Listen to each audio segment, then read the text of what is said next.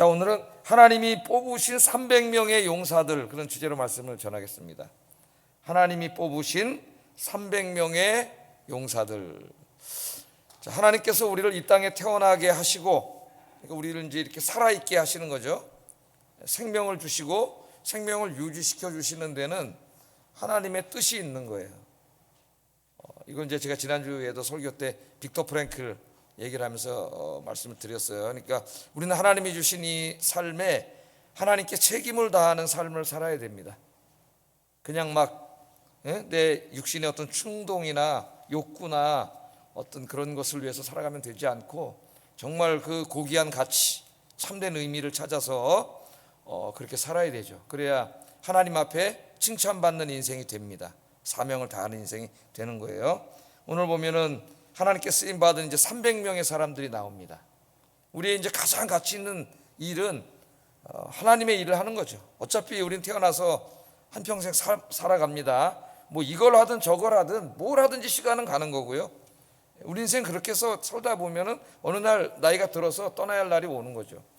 근데 이제 우리의 인생이 요게 다라면, 해 아래서의 요 삶이 다라면은 저는 제가 생각하기에 이 쾌락주의자들이 제일 인생을 지혜롭게 사는 자들이다, 그런 생각이 들어요. 예?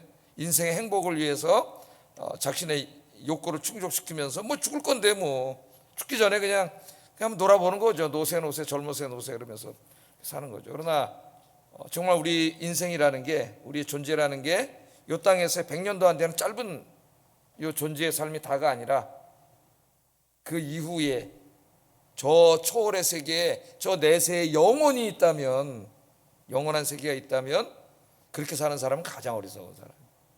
그렇게 산 대가를 치러야 되기 때문입니다. 그 영혼의 축복에 참여하지 못해요, 그런 사람들은. 그래서 우리들은 그 영혼을 믿죠. 믿습니까? 이 땅에서의 우리의 존재라고 하는 것, 이 육을 입고 사는 존재라고 하는 이 시간은 굉장히 짧은 시간. 진짜 우리의 존재가 있습니다. 진짜 존재, 이 육의 존재가 아니라 진짜 존재. 그걸 플라톤은 이데아라 그랬고, 저 하이데거는 자인, 존재 자인이라 그랬고, 독일어로 자인하면 존재죠. 하이데거는 가이스트라 그랬고, 뭐 위대한 철학자들이 다 이런저런 명칭을 갖다 붙였죠. 뭐 그 최고 존재가 이제 하나님이라는 거죠. 나 우리 이게 다가 아니라 진짜 우리가 영원히 살아가야 될 우리의 존재가 있어. 그래 이제 부활해서 하나님이 주신 부활의 영광스러운 몸을 입고 하나님의 나라에서 영원히 사는 삶, 그게 진짜 우리의 삶의 진짜 존재, 영원한 존재입니다. 죽음이 이 우주라고 하는 이 역의 종착역이 아니에요. 어리석은 사람들이 그렇게 생각을 하고 있어요. 죽음으로써 우리는 우주의 종착역에서 굿바이하고 없어지는 거라고 생각을 하는데, 천만의 말씀. 이 죽음이라고 하는 것은 이제 정말 새로운 세계, 저 내세의 세계, 하나님이 계시는 곳으로 이사가는 날이에요. 이사가는 날. 이 땅에는 영원한 하나님의 나라가 이루어지죠. 우리가 이것을 믿는다면은 우리는 이 땅에서 잠깐 존재하는 이 존재에 대해서 우리는 새롭게 생각을 해야 됩니다. 어떻게 살아야 될 것인가, 그렇게 생각을 해야 되겠죠. 자, 오늘 본문은 하나님께서 미디안 연합군이 쳐들어왔을 때 하나님의 나라의 상징이었던 이스라엘을 지킬 300명의 용사를 뽑는 그런 말씀이에요.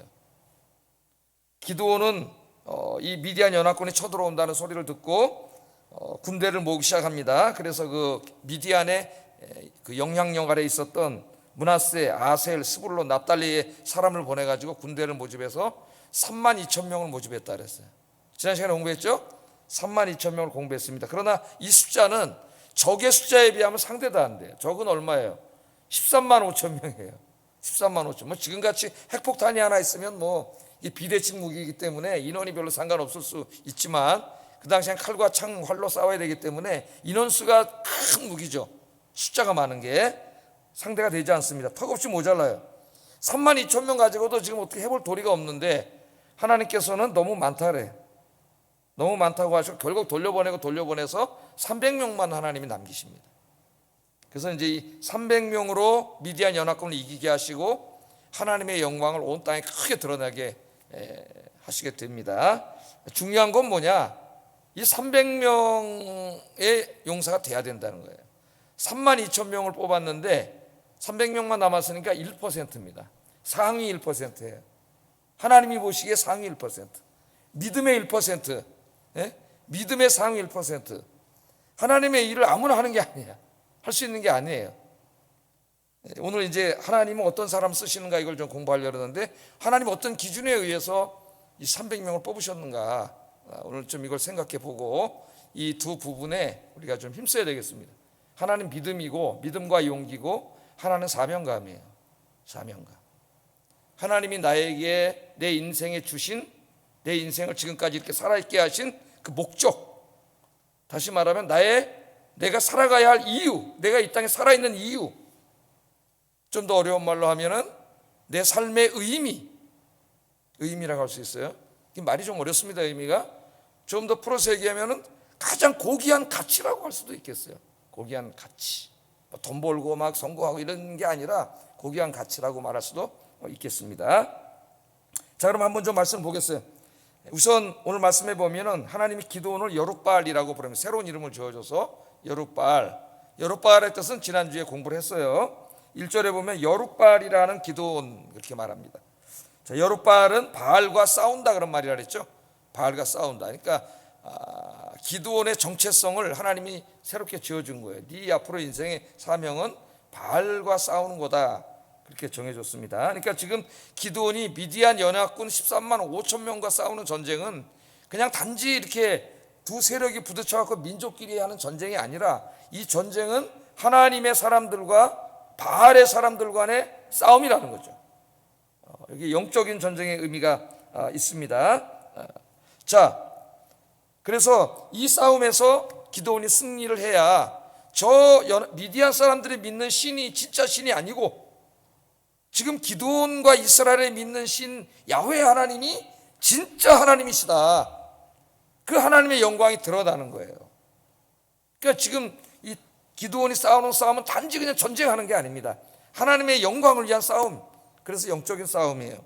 그래서 지난 시간에 이 말씀 우리가 공부하면서 우리는 이 시대의 기드온이 돼야 된다 그랬어요. 이 시대의 여룻바알. 그래서 우리의 인생은 어떻게 보면 영적인 전투다, 이렇게 말을 했습니다. 우리 눈에 보이는 것만 다가 아닙니다. 보이지 않지만 실제로 존재하는 것들이 있죠. 하나님이 계시고 악한 영들이 있어요. 악한 영들은 자기 사람들 속에 들어가서 악을 행하게 하고, 하나님의 영은 하나님의 사람들 속에 들어가서 하나님이 기뻐하시는 일을 하게 하죠. 이 사람들이 다 이 세상에 나옵니다. 내일 또 직장에 나가고 사회에 나가면 이 사람들이 다 나와서 온갖 문화생활, 사회생활, 경제생활, 정치생활, 모든 걸 다 하죠. 그 모든 인간의 삶 속에 다 뭐가 있어요? 악한 영과 거룩한 영의 싸움이 있는 거예요. 영적인 싸움이. 성경은 우리가 그것을 아마겟돈 전쟁이라고 한다, 그렇게 얘기했죠. 아마겟돈 전쟁은 무슨 저 중동 지역에서 강대국들이 모여가지고 핵전쟁 해갖고 3차 대전 일어나는 그런 전쟁이 아니라 그랬습니다. 이 세대주의 종말론자들이 그런 얘기를 자꾸 하고 다녀가지고 사람들을 혼란스럽게 하는데, 그런 싸움이 아니라 이 싸움은 영적인 싸움이라 그랬어요. 영적인 싸움. 우리의 삶의 현장의 모든 분야에서 일어나는 영적인 싸움이고, 그 영적인 싸움이 가장 치열하게 일어나는 것은 내 마음이라 그랬습니다. 그죠? 오늘 이 오후에도 예배를 드릴 것인가 안 드릴 것인가, 여기서부터 벌써 영적인 싸움이에요. 주일날 교회를 갈 것인가 등산을 갈 것인가, 여기도 영적인 싸움이죠. 사람들을 사랑하며 살 것인가 아니면 내 필요에 의해서 이용해 먹으면서 살 것인가, 다 이게 영적인 싸움이에요. 이게 모든 것이 내 안에서부터 시작이 돼요. 내 안에서. 그래서 우리는 늘 기도하고 성령 충만해서 내 안에서 영적인 싸움에서 이기는 여룻바알이 돼야 됩니다. 그리고 세상에 나가서 이 세상 속에 침투해 있는 이 어둠의 권세들과의 싸움에서 승리하고 이 땅에 하나님의 영광을 드러내고 하나님 나라를 세워가시는 여러분 되기를 주의 이름으로 축복합니다. 자, 여룻바알이라고 하는 이제 이 하나님이 정체성을 주셨습니다. 여러분도 여룻바알이에요. 여룻바알. 자, 3만 2천 명의 군사를 모아서 말씀해 보니까 하롯이라고 하는 곳에 진을 쳤다, 그렇게 말을 해요. 1절 한번 전체 읽어보겠습니다. 시작.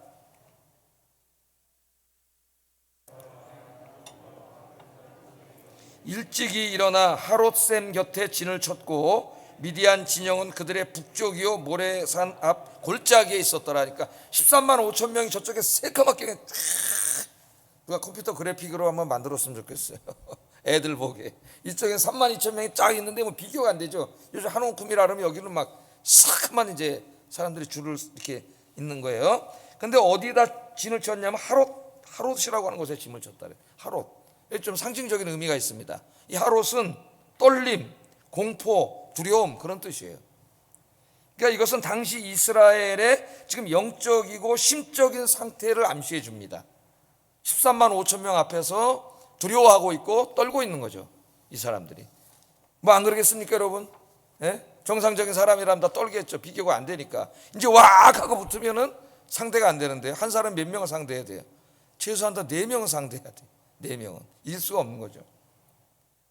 자, 이 수적으로 도저히 승산이 없습니다. 13만 2천 명의 사람으로는 13만 5천을 이길 수가 없는데, 더군다나 지금 이스라엘 군대는 훈련받은 군인들이 아니에요. 농사 짓다가 그냥 끌려 나온 사람, 상비군이 아니란 말이에요.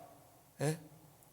그냥 농사 짓다가 호출당해가지고 지금 끌려 나온 사람입니다. 그게 3만 2천 명인데 저쪽 훈련받은 군인이 13만 5천 명이에요. 자, 떼죽음을 당할 것이 분명했기 때문에 이 사람들은 지금 두려워하고 있어요. 싸우기도 전에 지금 두려워하고 있습니다. 하나님이 기드온에게 말씀하시기를 두려움에 떠오는 자는 합당하지 않다. 하나님의 군대에 돌려보내라. 그렇게 말을 했어요. 3절 한번 읽어보겠습니다. 시작.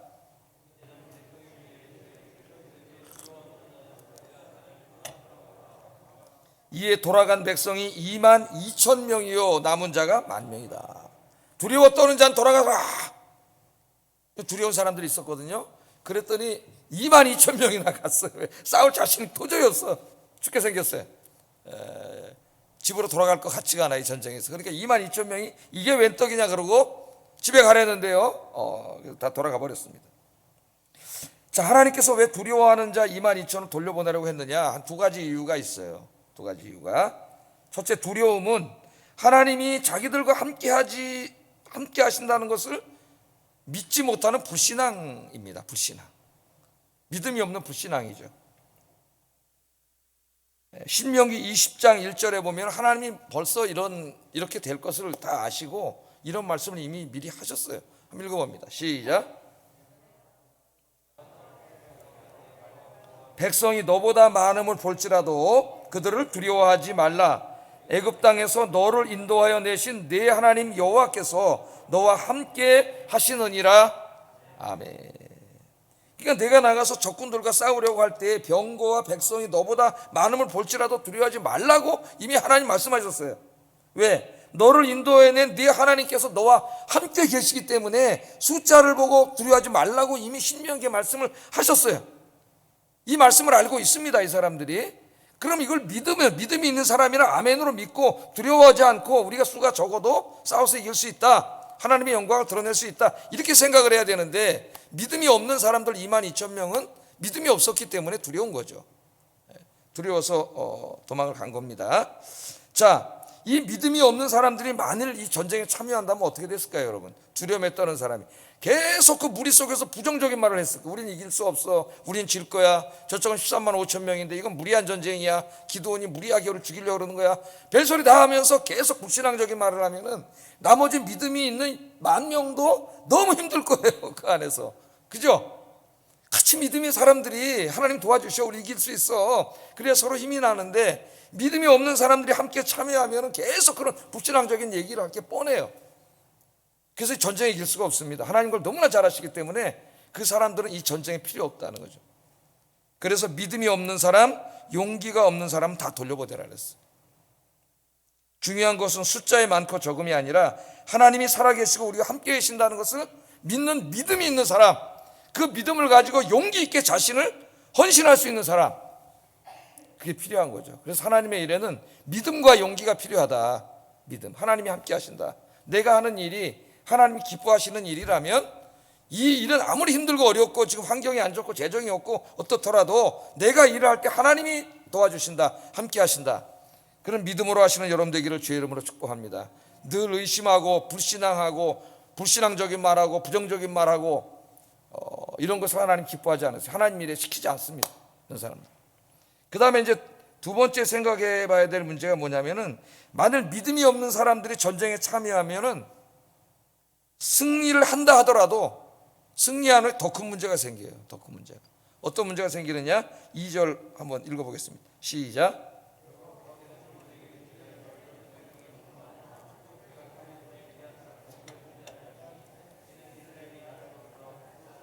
내 손이 나를 구하였다 할까 하면이라.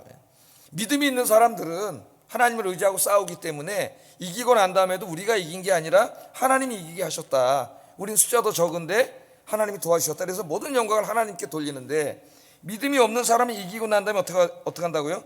내 손이 나를 구원하였다 얘기한다는 거예요. 하나님이 도와주신 게 아니라 누가 했어요? 내가 했다. 교만해지는 거죠. 믿음이 없는 사람의 특징이 그래서 교만해지는 겁니다.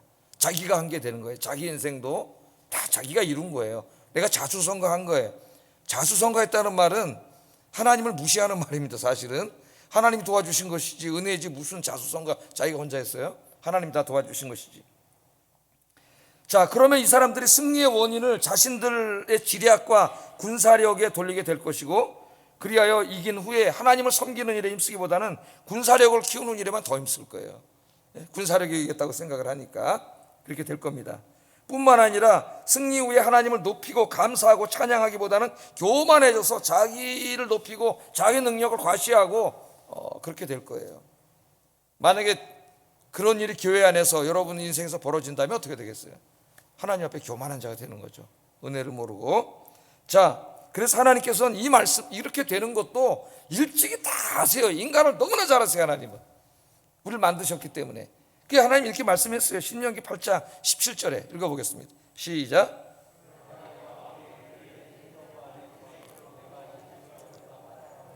예, 그래서 뭐라 그런다고요?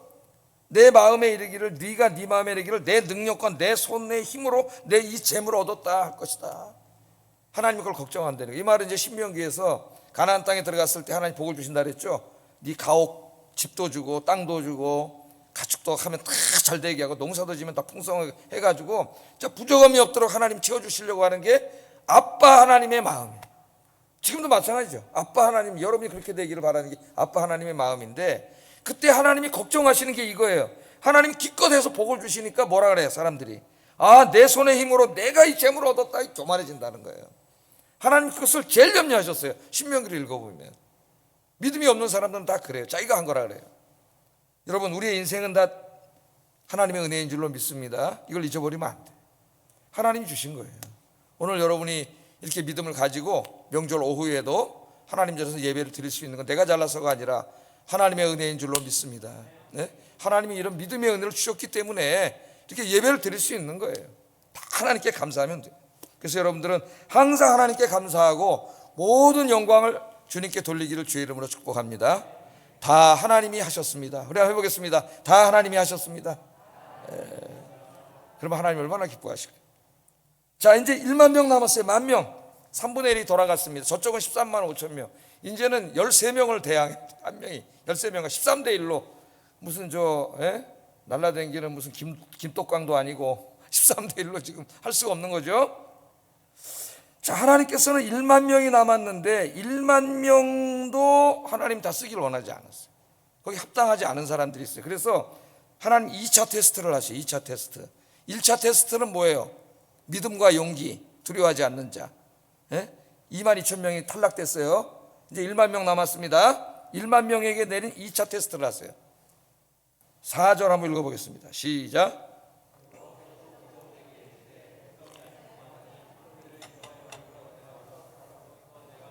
시험하리라. 이 말씀에서 줄을 쳐놨어요. 시험하리라. 이 시험하리라를 잊어버리면 안 됩니다. 이 부분을 해석할 때. 그러니까 물가로 내려가서 이제 물을 먹는 그 자세와 모습을 보고 300명을 하나님이 뽑으시는데, 이 300명을 뽑는 그 특이한 방법이죠. 물 먹는 모습을 보고 뽑는 거니까. 좀 그게 무슨 뜻일까는 뭐 이것도 해석이 너무 많아요. 다양하게. 구약을 해석하는 사람들의. 그런데 분명한 것은 이러한 행동을 한 게 지금 목적이 있는 거죠. 하나님이 쓰시기에 합당한 사람을 인가 아닌가를 테스트하는 거예요. 하나님이 그냥 무작위로 하는 게 아니라 이거 분명히 나오잖아요. 내가 너를 위해 그들을 테스트하리라. 테스트해서 그 물먹는 자세를 보고 하나님이 쓰시기에 합당한 사람인지 아닌지를 네가 골라낼 수 있도록 하겠다는 거예요. 하나님께서. 자, 우리 5절 한번 읽어봅니다. 5절 시작.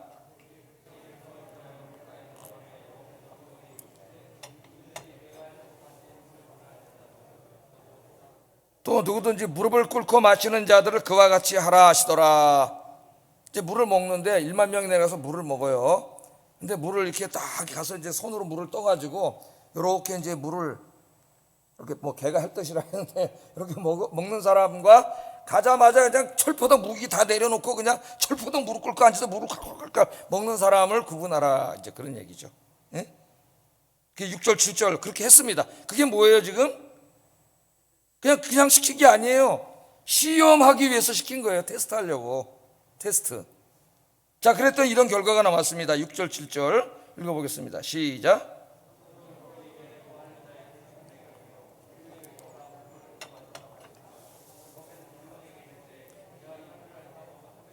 너희를 구원하여 미디안을 내 손에 넘겨주리니 남은 백성은 각각 자기의 처소로 돌아갈 것이니라 하시니. 그러니까 봤더니 진짜 딱 물을 먹으라 그랬더니 1만 명에서 물을 먹는데 자세가 완전히 다르네요. 300대 9,700으로 나뉘었어요. 대부분의 사람들은 갈증이 나는데다 물을 먹으라니까 막 뛰어내려가더니 그냥 무기고 뭐고 철포덕 해가지고 그냥 물을 막 콜콜콜콜 마시는데 300명은 딱 가가지고 물을 손으로 떠가지고 무기는 살짝 옆에다 놓고 이렇게 마신다는 거는 뭔가 경계를 하면서 이렇게 마시는 거죠. 그렇게 마시고 있는 모습이 보이는 거예요. 그랬더니 하나님이 이렇게 마신 사람 경계를 하면서 300명만 남기고 가서 그냥 철푸덕 앉아갖고 폴폴떡 먹은 사람 다 돌려보내라는 거예요. 자, 이 사람들은 일단 두려워하지 않는 사람입니다. 믿음이 있고 용기가 있는 사람이 그러지 않은 사람이 이미 돌려보냈어요. 그런데 그 중에서도 하나님이 또 하나의 자질을 테스트하셨는데 그건 뭘까요 이게 도대체 지금?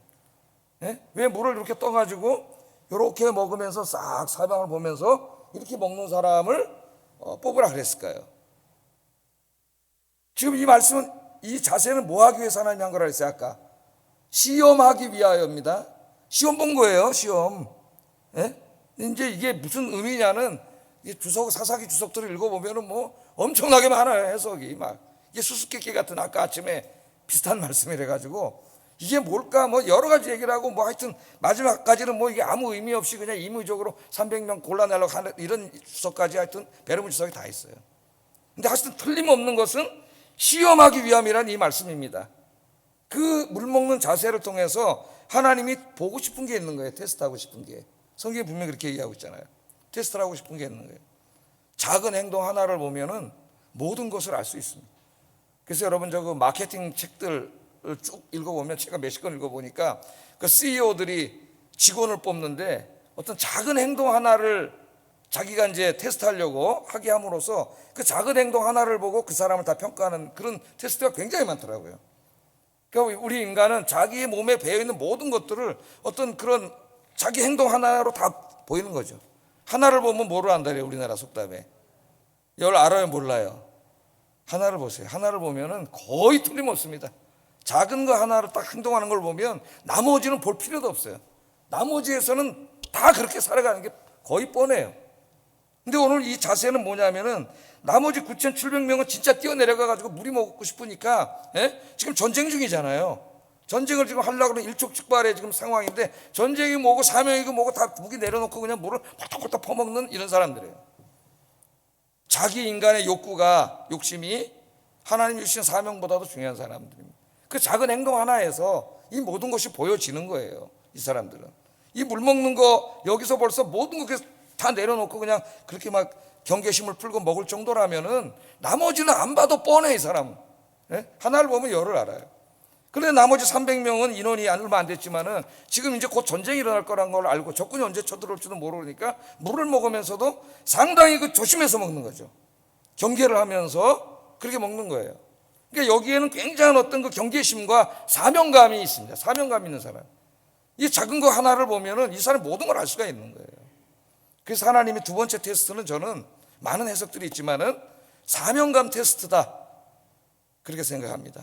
하나님의 일을 하려면 믿음과 용기가 있어야 하고, 두 번째는 하나님 맡겨준 일들을 내 인생의 개인의 욕구보다 더 중요하게 여기는 사명의식, 소명의식, 사명감이죠. 사명감. 내 개인의 욕구보다 하나님을 예비하는 것을 더 중요하게 여기고, 내 개인이 해야 될 일들보다 하나님이 맡겨주신 사명을 더 중요하게 여기고, 그것을 항상 우선권에 두고 사는 사람, 그 사람이 하나님이 합당한 사람이에요. 그래서 그렇게 뽑힌 사람이 32,000명 중에 여러분 1%밖에 안 된다는 걸 아셔야 돼요. 슬픈 일입니다. 그래도 32,000명이 나라를 구하고 하나님의 영광을 위하여 싸우겠다고 왔어요. 그런데 하나님이 테스트를 했습니다. 믿음과 용기의 테스트를 하고 사명감의 테스트를 했더니 거기에 합당한 사람은 1%밖에 안 됐다는 거예요. 자, 그럼 이거 지금 굉장히 심각한 얘기예요, 여러분. 예? 이게 상징적으로 이 숫자를 우리가 생각해 본다면, 오늘 이렇게 많은 사람이 그리스도인들이 있다고 하지만 정말 이렇게 하나님께 합당한 사람은 1%밖에 안 된다는 얘기도 됩니다. 내가 마지막 때 참으로 믿는 자를 몇 명이나 보겠냐, 그렇게 예수님께서 말씀을 하셨잖아요. 참으로 믿는 자를, 뭐 꼭 그게 진짜 1%다 이런 얘기는 아니지만 그 소수가 극소수라는 걸 알 수가 있어요. 그러나 하나님의 일은 많은, 숫자의 많음만 중요한 게 아니고 더 중요한 것은 믿음과 소명의식이 있는 게 중요하다는 거죠. 믿음과 소명의식. 그래서 예수님도 제자를 뽑을 때 딱 12명, 12명을 뽑고 12명에게 다 맡기고 가셨어요. 너희들을 믿는다 그러고 가셨어요. 3년 동안 12명 훈련시켜가지고 그 12명이 어마어마한 역사를 이루지 않았습니까? 그래서 오늘 이제 말씀을 마치면서 정말 여러분들은 내 개인의 일보다, 내 개인의 욕구보다도 하나님을 예배하고 하나님의 일을 하는 것을 더 우선시하고 더 중요하게 여기는 그런 소명의식과 사명감에 불탄 여러분 되기를 주의 이름으로 축복합니다. 기도하겠습니다. 두 가지 오늘 우리가 기도하겠어요. 믿음의 사람, 사명감에 불타는 사람이 되어 하나님께 인정받고 쓰임받는 1%의 믿음의 사람들이 되게 해주세요. 기도하세요. 여러분들 자녀들 1% 공부 잘해갖고 들기를 바라잖아요. 하나님 아버지가 여러분들 1%에 들기 원하십니다. 두 번째, 사탄과의 믿음의 싸움에서 승리하여 하나님의 살아계심을 온 땅에 드러내는 삶을 살게 해주세요. 우리 같이 기도하겠습니다.